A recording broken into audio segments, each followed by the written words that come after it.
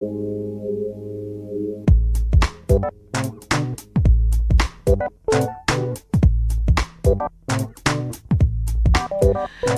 González está en los controles ahora. Hola, Cami. Y les contamos que mañana se estrena la obra Las Aristócratas de Compañía Fa, quienes están en coproducción con el Teatro Nescafé, una obra que tiene un elenco fabuloso con Luz Jiménez, Sigrid Alegría, Claudia Pérez, Tamara Ferreira, Daniela Gala y Pascal Celaya, que está codirigida por Tamara Figueroa, quien se hace cargo además del diseño integral, y también codirigida y encargado de la dramaturgia, Felipe Zambrano, quien nos acompaña a esta hora. ¿Cómo estás, Felipe? Muy bien, gracias. Muchas gracias por invitarme, Antonio. Un placer tenerte acá. Y cuando me preguntaron, oye, ¿tenés ganas de ver Las Aristócratas? Yo, por supuesto, me encantó El traje del novio, eso. que es una de las obras más exitosas que ha escrito Felipe, y por supuesto a mí, me gusta seguir a los dramaturgos que han logrado, en ese caso, ¿cierto? En el caso de Traje del novio, dar una luz interesante, nueva, respecto al tema de la maternidad, al tema de los dolores, de la dictadura desde un lugar súper lateral, diríamos, ¿no? Y poco visitado. Sí. Y en este caso, esto es lo que sabemos hasta ahora, luego Felipe nos va a dar detalles, Las Aristócratas nos enfrenta a un grupo de mujeres en el Chile de 1931 que van a tener que revisar la historia de las mujeres de 40, 50 años antes, ¿no? Más o menos, sí. Más o menos, y ver qué ha pasado entre medio, ¿no? Y uno podría decir, el sufragismo pasó entre medio. Sí, claro. Pero estas no son cualquier mujeres, además son mujeres oligárquicas, son mujeres aristócratas. ¿Cómo llegaste a esta historia? Bueno, esto surge el año 2022 porque un grupo de actrices jóvenes que lideraba la actriz Thais Zúñiga me invitaron, digamos, en el marco de una investigación de la Universidad Católica, a escribir una dramaturgia sobre las mujeres aristócratas de finales del siglo XIX, en base al texto El sentimiento aristocrático de María Rosario Stabili. Y en base a esa investigación surge esta pieza dramatúrgica. Esa investigación se hizo y tomó otro rumbo escénico, digamos, y a mí me quedó el texto. Entonces, a mí me pasa personalmente que nunca he concebido que una dramaturgia se escriba para que quede empolvada en algún cajón, ¿no? De hecho, porque se completa en el escenario. Claro. Y bueno, desde ahí ese es el origen primero.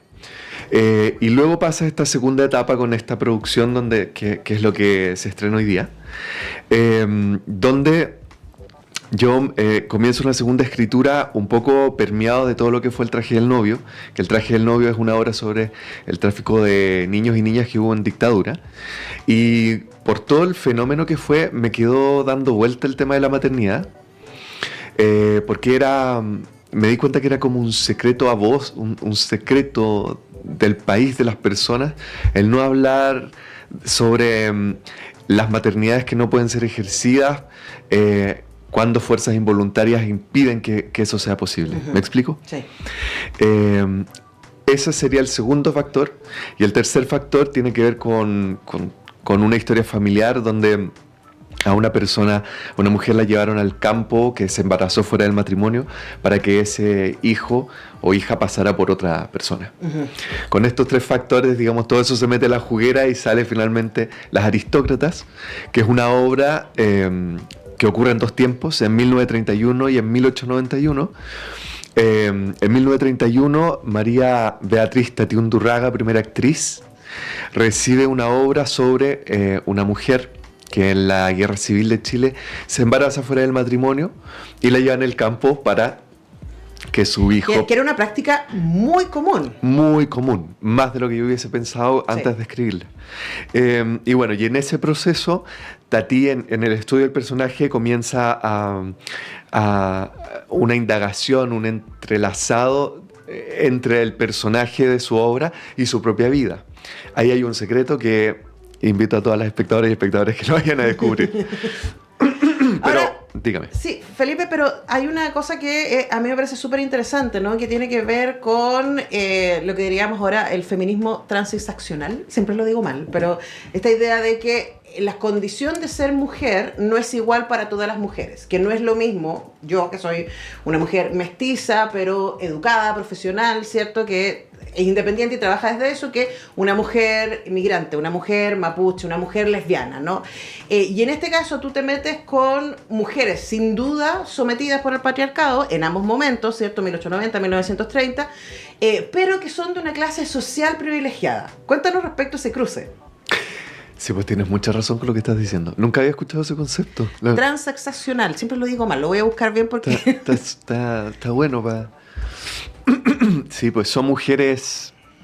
Bueno, como esto surge en base a una investigación a la que me invitan a escribir, el tema de la aristocracia viene a servir como un contexto, así como por ejemplo en el traje del novio teníamos como contexto la sastrería, como un contexto para hablar de algo que es mucho más universal, que tiene que ver con cómo los patrones sociales pueden impedir a este grupo de mujeres vivir en plenitud su libertad, los amores, y las pulsiones biológicas que tienen de por sí. Efectivamente, como tú dices, no es lo mismo ser, y me gustaría ampliar el concepto, ser un ser humano, ser humana, dependiendo de la clase sociopolítica, socioeconómica, por ejemplo, en la que te tocó nacer. Y eso lo tocamos mucho en la obra. Hay un texto incluso de la Luz Jiménez que dice, ser aristócrata no es lo mismo que ser pobre no es lo mismo que ser mujer. En fin, es algo que abordamos en la obra.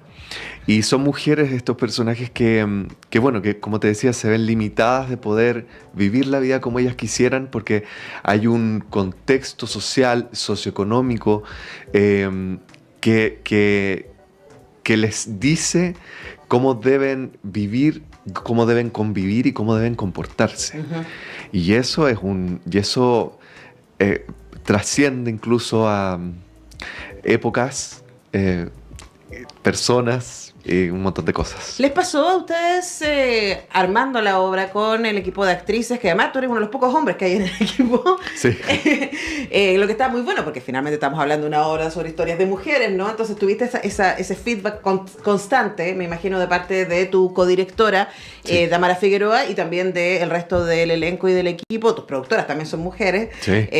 Pascal Zelaya y Almendra Valle. Sí. De decir qué fuerte que han pasado 100 años y todavía estamos.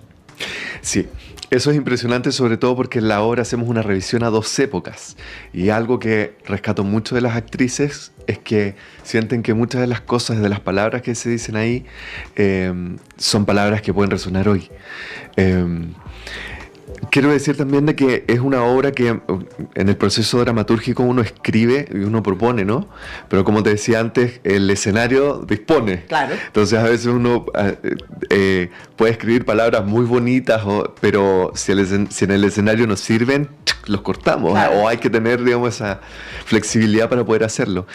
Para mí, personalmente, como artista, ha sido un goce infinito eso, porque aparecen cosas que dejan los espacios para que entren también las autorías y los pensamientos y sentires de las actrices, de la codirectora, la Tamara Figueroa. Y que finalmente la dramaturgia se comienza a complementar, digamos, con esas miradas, ¿no? Claro. Y hay otra cosa que además, hablando de esa diversidad de miradas, es interesante, es que es un elenco muy transgeneracional. Transgeneracional. Me está costando hoy día el léxico, perdón. Porque tienes, claro, desde Luz Jiménez, sí, con quien tú venías de trabajar hace poquito. Sí, de ¿no? Historia de amor para un alma vieja. Todavía estoy esperando ver esa obra. Viene, vuelve. Ah, estupendo, qué buena noticia. Hasta gente muy, muy joven, ¿cierto? Que recién la vamos a ver por primera vez en escena, por lo menos para mí, varias de ellas. van a ser, y luego otras muy, que la gente conoce más por el cine, por la televisión, como Sigrid de Alegría. Entonces cuéntanos también respecto a cómo fue ese trabajo con este grupo de actrices con experiencias tan diversas para armar esta obra. Oye, es maravilloso. Yo soy muy feliz por eso. Tengo una especial valoración por los diálogos intergeneracionales. Creo que lo hemos tomado como una decisión quizás política de la compañía FA, que este vendría a ser el cuarto montaje. El anterior es Historia de amor por un alma vieja, donde estamos con Luz también, con Eduardo Barril, y la actriz más joven, que es la Colomba Larraín, tiene 16 años. Entonces es muy bonito esos cruces. Y creo porque es un diálogo recíproco de aprendizaje. Tener a la Luz Jiménez en escena... Y en escena y trabajando como codo a codo, la Luz respira y uno aprende. Además que le entrega una armonía a los grupos humanos que es maravilloso. En el caso de la Pascal Zelaya también tiene un ímpetu, una fuerza. Ella va a cumplir ahora 26 años, que es la más joven, y también... tira el trabajo hacia adelante, lo mismo que la Daniela Gala, la Claudia Pérez con la Sigrid de Alegría, tienen una fuerza interpretativa y una opinión que nutren absolutamente el trabajo, y es muy entretenido porque llegan con nuevas propuestas para la escena. Y bueno, y la Tamara Ferreira, que es una actriz de teatro que yo admiro profundamente, bueno, de cine y de tele también, pero que ha hecho un arduo trabajo en el teatro y también tiene una autoría, una sensibilidad para trabajar que es maravilloso. Con todos esos lenguajes hay un intercambio increíble. Y a propósito del caso de la Luz, me pasa también que tengo la sensación de que en el teatro chileno hay tantos actores y actrices grandes que muchas veces ahora en el último tiempo ha empezado a ocurrir que los vemos más en escena, ¿no? Sí. Que ha sido muy hermoso, pero hay muchos más todavía, y ver un cuerpo en escena mayor es maravilloso, es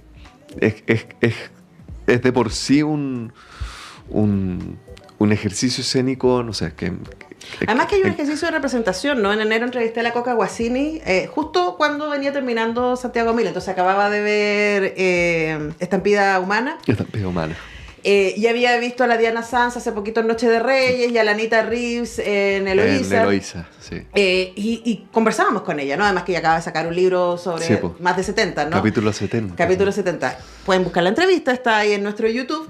Y hablábamos también de ese ejercicio, porque históricamente las mujeres después de los 70 años desaparecían. Se esperaba que se fueran a tejer, ¿cierto? A cuidar a los nietos o lo que sea. Sí. Y por supuesto han cambiado mucho las cosas en términos de la actividad, ¿cierto? Y la cantidad de tiempo, la longevidad de los seres humanos, etcétera. También cruzado por las condiciones de vida, sin duda. Pero ahí hay una cosa que tiene que ver con la representación y con que las mujeres, y ahí te pregunto, porque tus dos obras anteriores han tenido a personas grandes, Eduardo Barril, la Luz Jiménez, la Diana Sanz, en escenario, y me imagino que eso también en el público genera ciertas cosas, ¿no? En el público contemporáneo, sí, a ellos y a ellas, y también en el público más joven, que decimos, qué maravilla, ¿no? Sí. Ver a esta gente. Sí. Hay un... Siento no sé, nunca me ha gustado ver en escena a actores o actrices que tienen que representar las edades que no son. Y eso se complementa un poco con esto que te menciono, que teniendo actores grandes, en este caso tan maravillosos, ¿por qué no llamarlos y tenerlos? Claro. Claro, y ha sido, yo creo que eso desde la dramaturgia se da porque creo que yo he tenido a todos mis abuelos, tengo a mis abuelos vivos. Bueno, recientemente falleció mi abuelo materno. Tuve a mis bisabuelos, a mis bisabuelas. Entonces yo creo que eso me ha generado una relación de diálogo con ellos que me ha permitido ver todo el universo que hay, más allá del arquetipo que nosotros podemos tener de nuestros abuelas o de nuestros abuelos, ¿no? Hay problemáticas también, y también virtudes, ¿no? Bondades de la vida que son interesantes de poder poner en escena. Y además en este mundo tan incierto en el que vivimos, yo creo que necesitamos escuchar la sabiduría de los que han vivido otros momentos. Es muy importante ese punto, porque estamos en hay algo que es muy frenético, que es muy rápido, a propósito de las redes sociales, por ejemplo, que quizás es lo más inmediato que uno puede pensar. El mismo tráfico, uno llegar empieza marzo y está todo tan rápido, y yo creo que la edad, no sé si en todas las personas, pero en una gran mayoría, otorgan un ritmo distinto. Y que ayuda, digamos, a amalgamar un poco más la vida y poder caminar un poco más lento, objetiva y subjetivamente hablando. Y eso lo necesitamos. Bueno, y eso también lo van a poder ver en Las Aristócratas porque es un doble viaje en el tiempo. Digamos, en el teatro vamos a 1891 a 1931 desde el 2025. Y además es una manera también de conmemorar, ¿no?, el Día Internacional de la Mujer, porque va a estar justo en función y yo voy a verla justo el 8. Oja. Va a ser mi manera de también participar de las conmemoraciones. La obra se estrena hoy. Hoy. Y hasta el domingo, además son solo 4 funciones, sí, hasta ahora, luego vamos a ver, pero son solo estas 4 funciones, sí, para ver Las Aristócratas a las 20 horas en el Teatro Nescafé de las Artes. Las entradas ya están a la venta tanto en el teatro mismo, acá en Manuel Montt 32, como a través de Ticketmaster. Felipe, gracias por venir el día del estreno, además. Gracias a ti por invitarme. Me encanta estar acá. Un placer conversar contigo y nosotros vamos despidiendo rápidamente este programa de jueves, deseándole mierda a ti y a todo el equipo, querido. Muchas gracias. Que sea un gran estreno. Yo les voy a ir a aplaudir el día sábado. Y nosotros les invitamos a que continúen en la compañía de Radio Universidad de Chile y todo el equipo. Regresa mañana a las 10 a hacer un nuevo semáforo. Chao.